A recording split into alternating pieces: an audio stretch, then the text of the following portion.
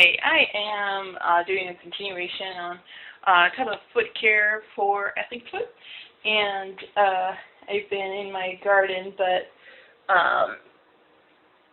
this is what I'm trying to heal. Like, this foot is normal. It's a little dirty, but it's normal.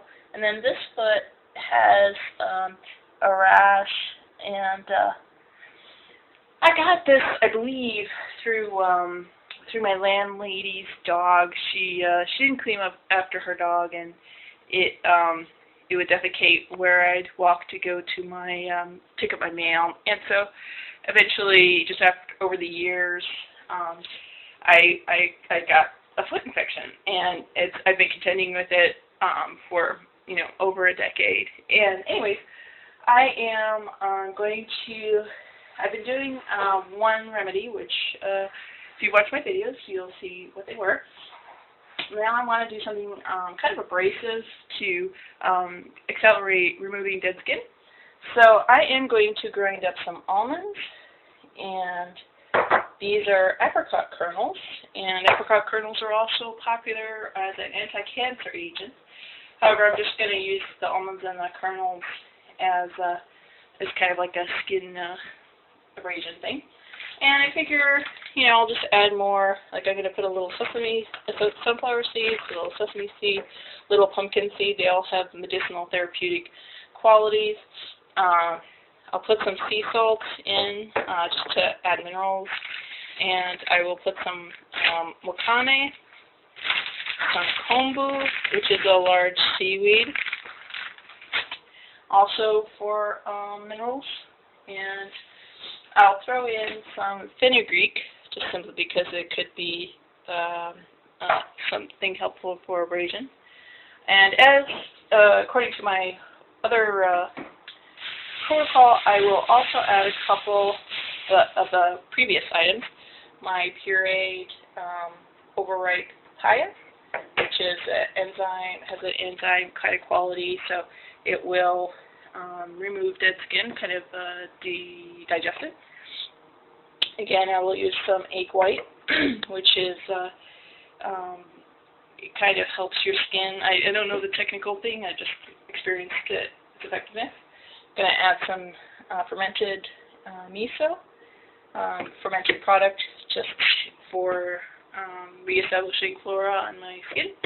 See if that'll work. And witch hazel. And this is rose petal witch hazel. And according to listening to Robert Young's essential oils tapes, rose has the highest vibration in all of fragrances in terms of healing. And apparently, disease has like a 50 hertz or 50 megahertz vibration, and then like rose has like a 250 megahertz or hertz vibration. So apparently, it's a very powerful healing agent, and I've seen it on other people and myself. Like when I've used it for a cut or a scratch or something, it does heal rapidly.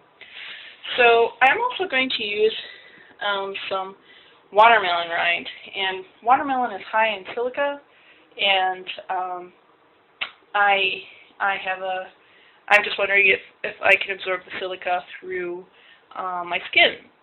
So I'm going to blend that up as well. I'm going to put it in my galoshes and use it when I'm ready. So I will show you the procedure in just a minute. Okay, so here are my galoshes, and I just want to reiterate that it's good to use galoshes that are your size. I'm 8.5. My shoe size is 8.5, so I'm using galoshes that are that size. So here's my pureed papaya, full of enzymes, and I'm using a nice heaping tablespoon. And the reason why I'm willing to just use that much is I figure everything else is going to aid in the process, and if I feel like more would be better, I would use more in the future. So I'm going to put about a half a teaspoon of miso in each. Might be even a little less than a half a teaspoon. I also want to add another item, bentonite clay. And bentonite seems to have other qualities to it, a little different than everything else. It kind of works on an ionic level. It attracts toxins with it. And it also has nutrients, minerals. So, minerals. So, just for whatever it's worth, I'm going to put about maybe a tablespoon, more or less. I'm going to put probably about just a couple squirts of my rose water. And now and I'm going to put in some of this egg white. So, sorry about that. If I was really into lots of little extra activity, I would actually whip the egg white up. So I'm going to put maybe a half a teaspoon or maybe a teaspoon of egg white in each boot. I am also going to use clove, the spice clove. It's supposed to be really popular in Ayurvedic medicine, so we've got about maybe about 10 cloves in there. And I'm just making this up as I go along, so you can do what you like. So I'm just going to put a few pumpkin seeds in here. And the way I'm going to do this is I'm just going to roughly grind this up, because I want it to be sandy. I was thinking of originally using sand, and I may someday use sand, but I just wanted to see how this would work.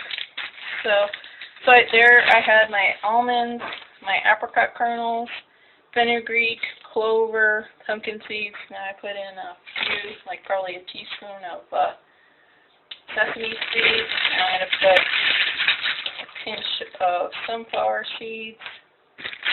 And I forgot to put in some salt into the boot. I'm just going to assume it'll dissolve with all the liquid in there.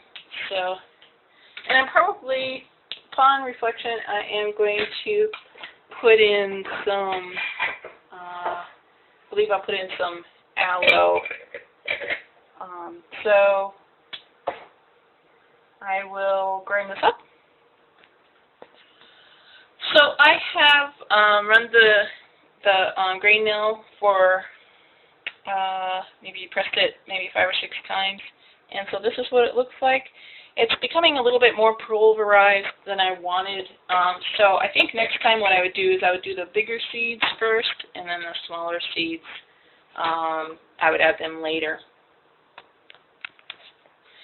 So here is the wakame. I'm going to put that in, just taking a few sprinkles. I'm a little low, so I figure though they are high in minerals, so.